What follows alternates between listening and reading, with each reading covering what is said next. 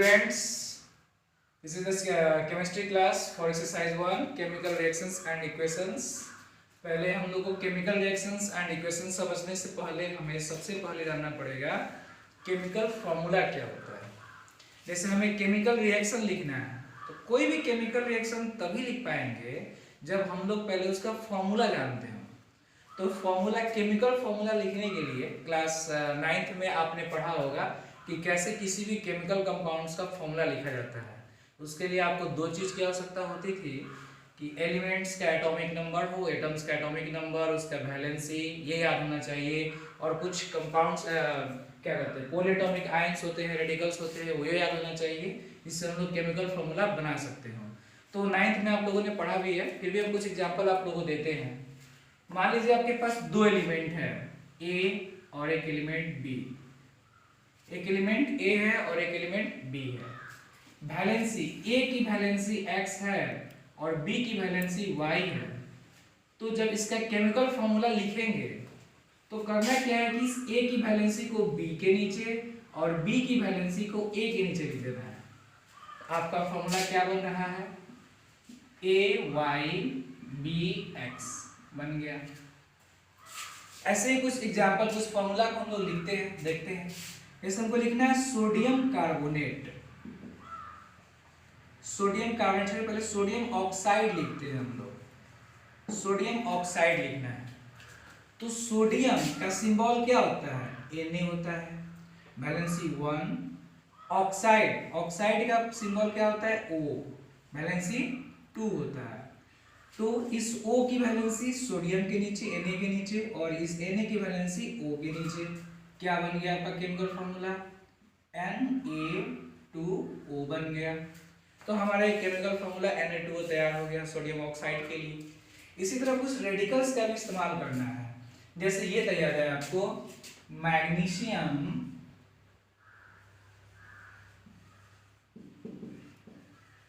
Chloride लिखना हो, magnesium chloride लिखना हो तो मैग्नीशियम का सिंबल क्या होता है? Mg, valency 2। क्लोराइड का सिंबल होता है Cl, वैलेंसी 1। तो इस मैग्नीशियम की वैलेंसी को क्लोरीन के नीचे, क्लोराइड के नीचे, और 1 को किसके? मैग्नीशियम के नीचे। तो 1 के पोजीशन को लिखे ना लिखे कोई फर्क नहीं पड़ता है। हमारा फॉर्मूला क्या है? MgCl2 बन गया। इसी प्रकार यदि इसका हो फॉर्मूला हमको लिखना हो zinc oxide, zinc oxide, zinc की वैलेंसी, जिंक का सिंबल Zn, वैलेंसी 2। ऑक्साइड का O, वैलेंसी 2। 2 2 कट गया, क्या बन गया? ZnO। तो यहाँ हमने ये भी जाना कि जो वैलेंसी आपस में कट जाने वाला होगा उस वैलेंसी को हम कटा भी सकते हैं और लिखेंगे ZnO। ये हमारा जिंक ऑक्साइड केमिकल फॉर्मूला हो गया। तो इन सारे एलिमेंट्स का सिंबल, वैलेंसी, ये सब 9th में आप पढ़ चुके हैं। फिर भी यदि आप नहीं पढ़े हैं, नहीं जानते हैं, तो इसके लिए आप एक काम कीजिए, अपने अपने नंबर पे मेरा व्हाट्सएप नंबर जोड़ लीजिए। इस पे आप हमसे व्हाट्सएप करके इस चैप्टर का असाइनमेंट ले सकते हैं, जिसमें केमिकल फॉर्मूला लिखने के लिए बहुत सारे बेसिक चीज बताए गए हैं। किसका कैसे सिंबल क्या होना चाहिए, वैलेंसी क्या होना चाहिए, रेडिकल्स को कैसे अरेंज करना है। ये व्हाट्सएप नंबर मेरा लिख लीजिए और इस पे आप मैसेज करके हमसे इसका असाइनमेंट ले लीजिएगा और फॉर्मूला फिर एक बार रिविजन कर लीजिएगा। आइए कुछ और एलिमेंट्स और केमिकल कंपाउंड्स का फॉर्मूला लिखते हैं, देखते हैं। नंबर नोट कर लीजिए आप।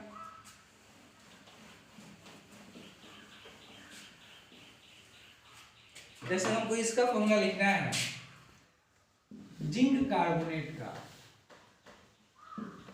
जिंक कार्बोनेट का लिखना है। तो जिंक का सिंबल होता है Zn, कार्बोनेट का होता है क्या? CO3। जिंक का वैलेंसी 2, कार्बोनेट का वैलेंसी 2 होता है। 2 से 2 क्या हो गया? कट गया, क्या बन गया आपका? ZnCO3 बन गया। तो इस तरह से कुछ इलेक्ट्रोनेगेटिव रेडिकल्स जो होते हैं, जैसे कार्बोनेट हो गया, हाइड्रोक्साइड हो गया, है ना, साइनाइड हो गया, इन सबको याद रखना है। सल्फेट हो गया SO4 2- होता है 2। इस सबको याद रखना है, जो आप हमसे इस व्हाट्सएप पे प्राप्त कर सकते हैं, वो पेज मैं आपको इसके थ्रू व्हाट्सएप आपको कर दूंगा, आप लोग ये इस नंबर पे व्हाट्सएप करके मांग लीजिएगा। चलिए आइए अब चैप्टर पे आते हैं।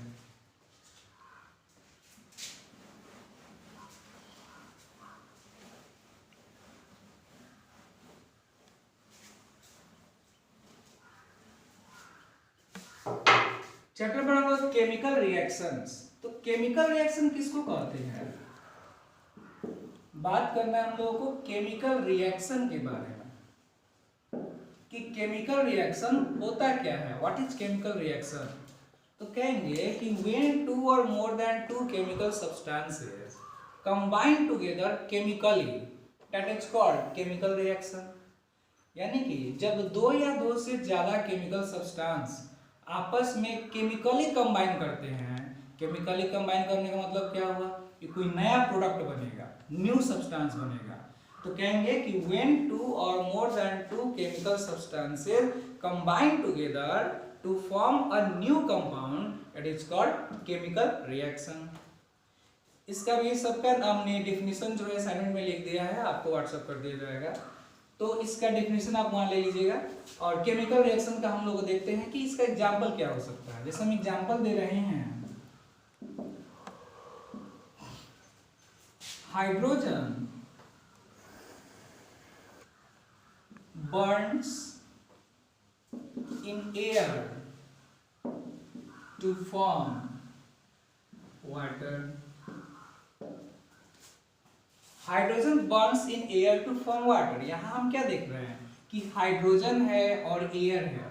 तो देखिए कोई भी चीज एयर में जलता है तो आप सबको जानते हैं कि कोई भी चीज एयर में सिर्फ और सिर्फ इस ऑक्सीजन की वजह से जलता है। किस वजह से? ऑक्सीजन की वजह से। तो यहाँ पे इसके कहने का मतलब क्या हुआ कि हाँ, हाइड्रोजन जो है ऑक्सीजन के प्रेजेंस में जल के वाटर बना रहा है। तो यहाँ मतलब दो चीज से है, एक हाइड्रोजन से और दूसरा ऑक्सीजन से, कि यहाँ हाइड्रोजन और ऑक्सीजन कंबाइन हो रहा है। यानी कि hydrogen H2 plus oxygen O2 मिलके बनाया क्या? H2O बनाया। क्या बनाया? H2O बनाया। वाटर का फॉर्मूला यही होता है H2O। तो देखिए यहाँ पे हाइड्रोजन H क्यों नहीं लिखे हैं, ऑक्सीजन को O क्यों नहीं लिखे हैं? क्योंकि हाइड्रोजन ऑक्सीजन दोनों गैसियस सब्सटेंस है, और कोई भी गैसियस सब्सटेंस होगा तो हमेशा उसको हम लोग मॉलिक्यूल के फॉर्म में लिखेंगे। हाइड्रोजन, ऑक्सीजन, ये H2O2, नाइट्रोजन का भी, क्लोरीन का भी, ब्रोमीन का भी, ये सब जितने भी गैसियस सब्सटेंस है, इन सारे गैसियस सब्सटेंसेस को हम लोग मॉलिक्यूल के फॉर्म में लिखेंगे, अकेला नहीं लिख सकते हैं, मोनोएटॉमिक नहीं लिख सकते हैं, हमेशा डायटॉमिक होना चाहिए। तो हाइड्रोजन प्लस ऑक्सीजन मिलके वाटर बना लिया। अब देखिए यहाँ पे इसको हमने क्या किया है, ये रहा हमारा केमिकल रिएक्शन कि hydrogen burns in air to form water. लेकिन इस रिएक्शन को हमने एक सिंबल के रूप में प्रेजेंट कर दिया है, सिंबल के रूप में रिप्रेजेंट कर दिया। हाइड्रोजन का सिंबल लिख दिया, ऑक्सीजन जो है उसका सिंबल हमने लिख दिया, और बना दिया वाटर को, तो वाटर का सिंबल हमने लिख दिया। तो हम ये यहाँ पे क्या कर रहे हैं कि केमिकल रिएक्शन को सिंबल के रूप में रिप्रेजेंट कर रहे हैं। किस में रिप्रेजेंट कर रहे हैं? सिंबल के रूप में रिप्रेजेंट कर रहे हैं। तो यहां से हम लोग ये भी डेफिनेशन देख सकते हैं, यदि ये हमसे पूछता है कि केमिकल इक्वेशन क्या है,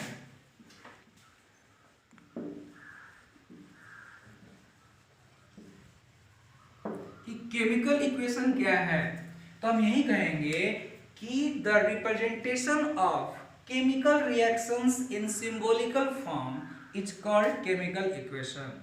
यानी कि किसी भी केमिकल रिएक्शन को उसके सिंबल के रूप में जो हम लोग रिप्रेजेंट करते हैं उसी को हम लोग कहेंगे केमिकल इक्वेशन। यानी the symbolical representation of chemical reaction is called chemical equation. क्या कहेंगे इसको? केमिकल इक्वेशन कहेंगे। अब देखते हैं फिर हम लोग कि केमिकल इक्वेशन है, ठीक है। तो देखिए केमिकल इक्वेशन में हमेशा दो साइड होता है, एक होता है रिएक्टेंट साइड और दूसरा होता है प्रोडक्ट साइड। दूसरा क्या होगा? प्रोडक्ट साइड होगा। तो रिएक्टेंट मान लेते हैं कि A प्लस B, दो कोई एलिमेंट हो, कंपाउंड्स हो, मॉलिक्यूल्स हो, मिल करके प्रोडक्ट बनाते हैं C प्लस D। ये प्रोडक्ट एक भी हो, अकेला प्रोडक्ट भी हो सकता है, दो प्रोडक्ट भी हो सकता है, तीन भी हो सकता है, रिएक्टेंट भी जितना चाहे उतना हो सकते हैं। तो किसी कंडीशन में मिलकर के ए प्लस बी मिलकर के सी प्लस डी बनाते हैं प्रोडक्ट, तो इसी को हम लोग कहेंगे केमिकल इक्वेशन, जो हमने इसको रिप्रेजेंट किया है। तो हमेशा क्या होना चाहिए केमिकल इक्वेशन में कि रिएक्टेंट साइड में जितना एटम होगा, यानी कि जितना ए इधर है उतना ही ए उधर भी होना चाहिए। जितना बी इधर है, या ए भी मान लीजिए हमने अलग अलग लिख दिया है, तो इसको हम ये मान के चले कि जितना मास इस रिएक्टेंट साइड का रहेगा, मास कंजर्वेशन के हिसाब से जो आपने 9th में पढ़ा था, कि जितना मास रिएक्टेंट साइड का होगा उतना ही मास इस प्रोडक्ट साइड का होना चाहिए। यानी कि जितना नंबर ऑफ एटम्स इस रिएक्टेंट साइड में है उतना ही नंबर ऑफ एटम्स इधर प्रोडक्ट साइड में भी होना चाहिए। तो यही होता है हमारा क्या, बैलेंस्ड केमिकल इक्वेशन। क्या कहेंगे इसको, बैलेंस्ड केमिकल इक्वेशन। इन सबों का नोट्स जो है डेफिनेशन आप लोगों को असाइनमेंट में मिल जाएगा। वीडियो लंबा होने की वजह से ये डेफिनेशन मैं यहाँ नहीं लिख रहा हूँ, आप लोगों को असाइनमेंट में मैसेज कर दूंगा, आप लोग मैसेज में मांग लीजिए व्हाट्सएप पे। तो बैलेंस्ड केमिकल इक्वेशन हमने क्या समझा कि जितना मास रिएक्टेंट साइड का है उतना ही मास हमारा प्रोडक्ट साइड का भी होना चाहिए। तो यहाँ पे हम आते हैं, जरा यहाँ देख रहे हैं कि पहले हमने केमिकल रिएक्शन को केमिकल इक्वेशन के रूप में, यानी उसके सिंबल्स के रूप में रिप्रेजेंट किया। तो रिप्रेजेंट करने के बाद हमने देखा कि यहाँ पे हाइड्रोजन 2 है, यहाँ ऑक्सीजन 2 है, लेकिन यहाँ पे हाइड्रोजन 2 है और ऑक्सीजन मात्र 1 ठो है।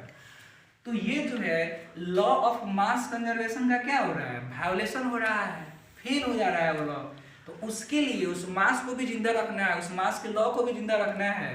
तो जितना मास रिएक्टेंट का होगा उतना ही ना मास इधर प्रोडक्ट का होना चाहिए। यानी कि इसका मास प्लस इसका मास मिलकर जो प्रोडक्ट बनेगा उस प्रोडक्ट का मास इस दोनों के मास के बराबर होना चाहिए। ऐसा आपने 9th में भी पढ़ा था। तो यहाँ पे H2 है, यहाँ H2 है, यहाँ ऑक्सीजन 2 है, यहाँ ऑक्सीजन सिर्फ 1 है। तो हम लोग इस ऑक्सीजन को 1 नहीं रख के 2 बनाना चाहते हैं। तो इसके लिए 2 से क्या कर दिए, इधर गुना कर दिए। तो ऑक्सीजन तो 2 हो गया गुना किए, तो साथ साथ हाइड्रोजन जो है 2 दूनी 4 हो गया। तो यहाँ पे हाइड्रोजन 2 है तो इसको 2 से गुना कर दिए, 2 दूनी 4 हो गया। तो अब कहेंगे कि ये इक्वेशन जो है वो बैलेंस्ड हो गया। क्या हो गया, बैलेंस्ड हो गया। यानी कि बैलेंस्ड केमिकल इक्वेशन भी आप जान गए। यहाँ पे आपने 4 चीज जाना। सबसे पहले जाना केमिकल फॉर्मूला लिखना, उसके बाद केमिकल रिएक्शन को जाना कि जब 2 या 2 से ज्यादा नया सब्सटेंस को केमिकली रिएक्ट कराएंगे तो न्यू प्रोडक्ट बनेगा, उसी को हम लोग कहते हैं केमिकल रिएक्शन। फिर केमिकल रिएक्शन को सिंबल के रूप में आपने रिप्रेजेंट किया, यानी कि the symbolical representation of chemical reaction is called chemical equation. तो हमने यहाँ केमिकल इक्वेशन के बारे में जाना कि इसको हमने कैसे रिप्रेजेंट कर दिया। फिर हमने पढ़ा बैलेंस्ड केमिकल इक्वेशन। तो बैलेंस्ड केमिकल इक्वेशन क्या कहता है कि जितना मास रिएक्टेंट साइड का होना चाहिए उतना ही मास उसके प्रोडक्ट साइड का भी होना चाहिए। तो इसके लिए हमने क्या किया, इसको बैलेंस करने की कोशिश किया। तो पहली दफा क्या था, पहले जो था हमने देखा था कि हाइड्रोजन ऑक्सीजन से रिएक्ट करके वाटर बनाया था और यहाँ पे H2 था, H2 है यहाँ भी, लेकिन ऑक्सीजन यहाँ 2 है, यहाँ ऑक्सीजन 1 है। इसके साथ समस्या उत्पन्न हो जा रहा है। तो इसके लिए हमने इस ऑक्सीजन को भी 2 बनाया और इधर जैसे ही 2 से गुना किया हाइड्रोजन कितना हो गया, 4 हो गया। तो इस हाइड्रोजन में भी 2 से गुना कर दिए। हाँ, ऐसा कोई सोच सकता है कि हम ये 2 आगे नहीं लगा के यहाँ से गुना कर दें, तो नहीं, वो गलत हो जाएगा। वो आप मॉलिक्यूल्स को वायोलेट कर दीजिएगा, उसका रेशियो बदल जाएगा। इसलिए वैसा नहीं करना है। जब भी कोई नंबर मल्टीप्लाई करेंगे तो वो मॉलिक्यूल्स के आगे ही होगा। आइए कुछ इक्वेशंस को देखते हैं और कैसे बैलेंस करेंगे हम लोग।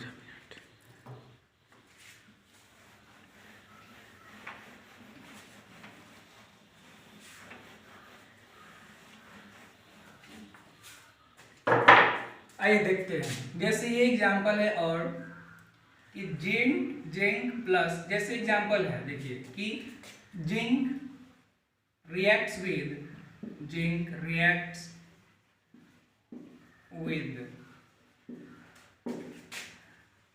dilute HCl, dilute hydrochloric acid,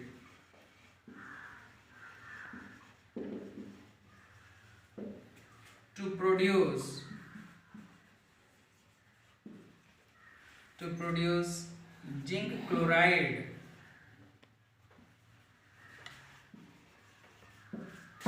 and hydrogen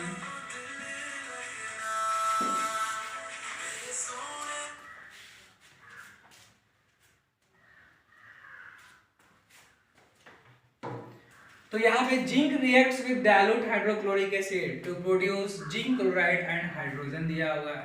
तो सबसे पहले हम देख रहे हैं क्या कर रहे हैं, zinc reacts with hydrochloric acid. तो जिंक का सिंबल क्या है, Zn प्लस किसके साथ रिएक्ट कर रहा है, हाइड्रोक्लोरिक एसिड के साथ। हाइड्रोक्लोरिक एसिड का फॉर्मूला HCl, कैसा डाइल्यूट एसिड कर रहा है तो यहाँ पे डाइल्यूट लिख देंगे, DIL डाइल्यूट लिख देंगे। क्या बन रहा है, जिंक क्लोराइड बन रहा है। इसके बारे में सोचिए, जिंक का सिंबल Zn, वैलेंसी कितना होता है 2, क्लोराइड है Cl, वैलेंसी 1, तो इसका फॉर्मूला क्या बना, 2 क्लोरीन के नीचे यानी ZnCl2 बना। तो हमारा फॉर्मूला क्या बन गया है, ZnCl2 प्लस हाइड्रोजन गैस बाहर निकल रहा है तो प्लस H2 कर दिया हमने। अब यहाँ देख रहे हैं कि इस केमिकल रिएक्शंस को हमने केमिकल इक्वेशन के रूप में रिप्रेजेंट कर दिया, सिंबल के रूप में रिप्रेजेंट कर दिया। तो अब इसमें क्या है, इसको बैलेंस भी करना पड़ेगा क्योंकि लॉ ऑफ मास कंजर्वेशन भी देखना पड़ेगा। तो यहाँ पे Cl देख रहे हैं 2 है, H देख रहे हैं 2 है, लेकिन इधर H भी अकेला है, Cl भी अकेला है। या एक चीज और कर सकते हैं आप कि इधर लिख सकते हैं नंबर ऑफ एटम, जो एटम है उसको लिख लीजिए, जिंक है, हाइड्रोजन है और क्लोरीन है। ये रिएक्टेंट साइड का हो गया और ये प्रोडक्ट साइड का हो गया। तो रिएक्टेंट साइड में जिंक अकेला है, हाइड्रोजन भी अकेला, क्लोरीन भी अकेला है, लेकिन प्रोडक्ट साइड में जिंक अकेला है, क्लोरीन 2 है और हाइड्रोजन भी 2 है। यानी समस्या हाइड्रोजन और क्लोरीन के साथ हो रहा है कि इधर 1 1 है, इधर 2 2 है। तो दोनों 1 में 2 से गुना करेंगे तो 2 2 हो जाएगा। तो यही ना 1 1 पे है तो इसमें 2 से गुना कर देते हैं, 2Cl हो गया। तो इस तरह से हमने क्या देखा कि किसी भी केमिकल रिएक्शन को उसके केमिकल इक्वेशन में कन्वर्ट करके उसको हम लोग बैलेंस्ड भी कर सकते हैं, ठीक है। तो इसके आधार पर हम आप लोगों को 10 से 15 क्वेश्चन दे रहे हैं, आप लोग उसको बैलेंस कीजिए तब तक, फिर मैं आप लोगों से मिलूंगा।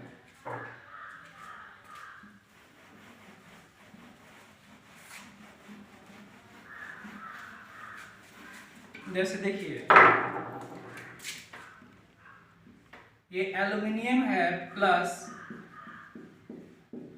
सल्फ्यूरिक एसिड से रिएक्ट करता है। मान लेते हैं कि ये Al2SO4 थ्राइस प्लस H2 बनाता है। तो यहाँ पे हम क्या देख रहे हैं कि ये SO फिर इसको बैलेंस करने की कोशिश कीजिए आप। हमने सिर्फ इक्वेशन लिखा है, डायरेक्टली आप इसको बैलेंस कीजिए। पहले आप इस वीडियो में सिर्फ बैलेंस करना सीख लीजिए, नेक्स्ट वीडियो में मैं आपको टोटल रिएक्शंस के बारे में सिखा दूंगा कि किसको कहाँ तोड़ना है, कहाँ जोड़ना है। ये मैं आपको अगले रिएक्शन में अगले वीडियो में आपको सिखा दूंगा।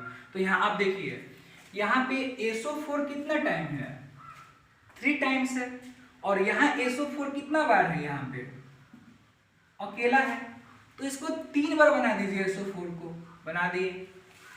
तो हाइड्रोजन कितना गुना हो गया, 3 दूना 6 हाइड्रोजन हो गया। और यहाँ पे हाइड्रोजन कितना है, सिर्फ 2 है, तो 3 दूना 6 ये भी हो गया। लेकिन एल्युमिनियम इधर कितना है, 2 है, और इधर एल्युमिनियम 1 है, तो 2 से गुना कर देंगे, हो गया। इस तरह से 2-3 क्वेश्चंस का बैलेंस कीजिए।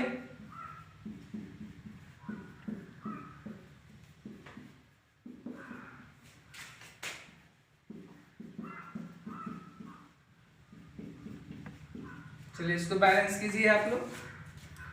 यहाँ पे क्या देख रहे हैं, लेड नाइट्रेट लिखा हुआ है, potassium iodide, lead iodide, potassium nitrate. यहाँ पे I कितना है, 2 टाइम्स है, यहाँ I 1 टाइम है, 2 से गुना कर दिए। K दुगुना हो गया, तो यहाँ भी K को दुगुना कर दिए। जैसे ही K में 2 से गुना किए, ये NO3 भी 2 टाइम्स हो गया।